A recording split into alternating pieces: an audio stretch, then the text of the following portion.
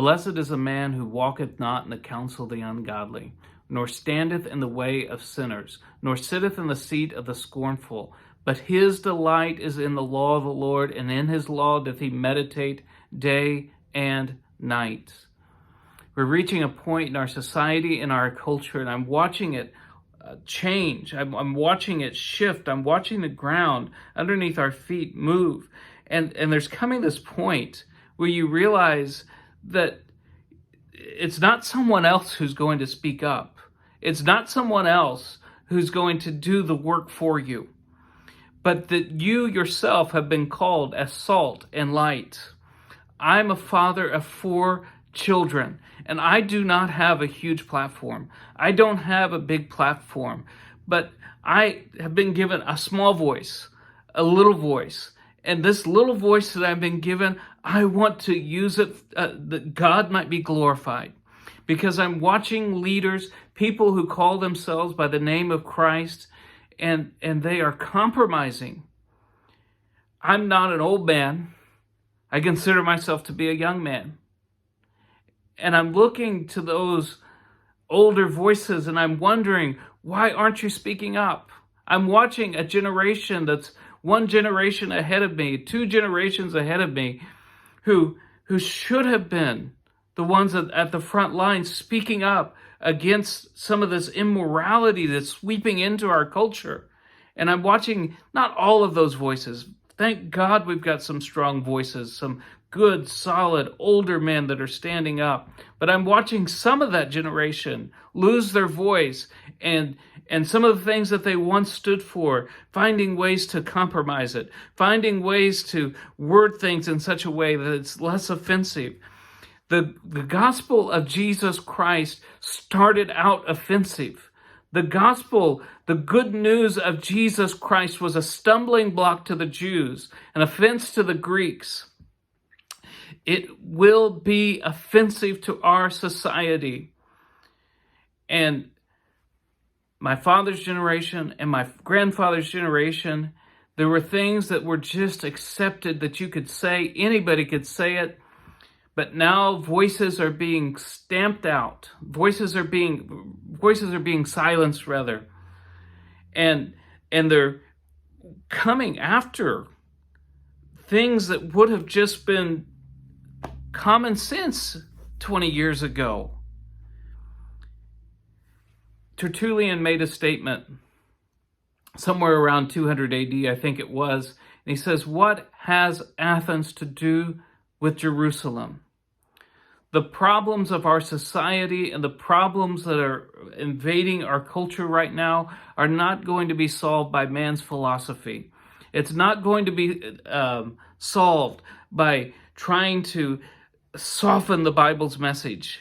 It's not going to be solved by trying to bend and twist and make the Bible fit every sort of theory of man. It's going to be solved. I believe that the scriptures have the answer for us. And it's more powerful than the philosophers of Athens. It's more powerful than any man's philosophy. What we have to do is find a way to get our minds to conform to it and not try to conform it to man's philosophy. I'm watching as leaders and people get up and stand and try to twist the Bible to make it more palatable to this generation. We are living at a time and a place where instead of trying to make this Bible fit every man's religion, we need to try to find a way to make our lives fit that Bible.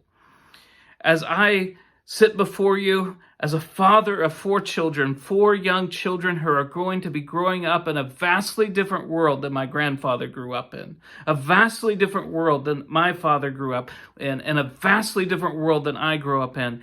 My heart's desire is to give those children something solid.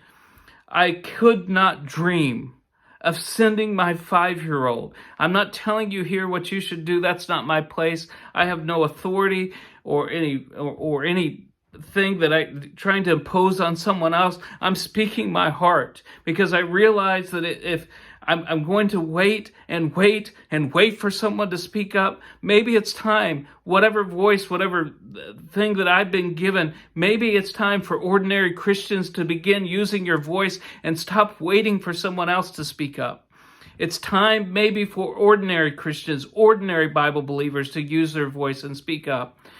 But I would not dream now of sending my 5-year-old into a public school system.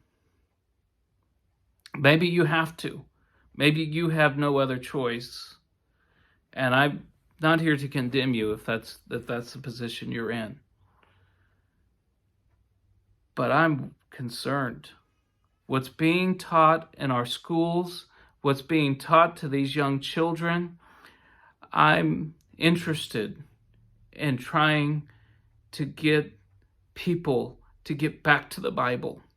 What voice I have, what limited megaphone that I can use, I want to plead with you.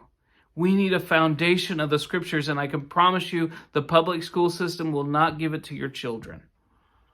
If you have to send your children into a public school system, I understand. But please, let's try to give them the scriptures as a foundation for their life.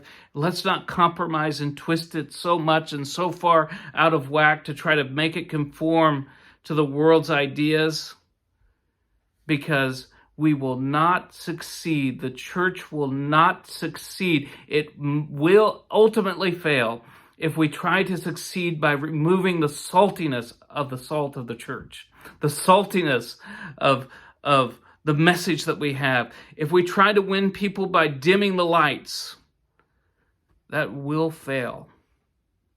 I'm not interested in giving a seeker-friendly message.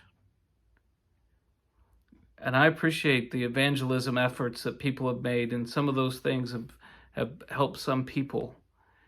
But when Jesus said, if any man will follow me, let him deny himself and take up his cross, that wasn't the kind of seeker-friendly message that I've heard in so many places right now. The Bible, the Word of God is quick and powerful. It's sharper than any two-edged sword, and it's like a seed. It's like a seed if it will get planted. The true seed of the Word of God is full of potential. It doesn't need man's philosophy. It doesn't need help from man's ideas and man's methods. The Word of God, rightly preached, rightly given, planted in good ground, will inevitably bear fruit. So my heart is out there. I'm putting my heart out there to you tonight to share with you. If you're waiting for some other Christian leader to lift up his voice against what's happening in our society, they are coming after your children. Make no mistake, this culture, the devil, is going about as a roaring lion, seeking whom he may devour. I want to encourage you, deepen your study, enrich your study, and share it with your children, because there is a crisis in our society, and we need to get back to the Bible and conform our lives to it and stop trying to conform the Bible to the world. That's my heart. That's my voice. And I hope the Lord blesses you.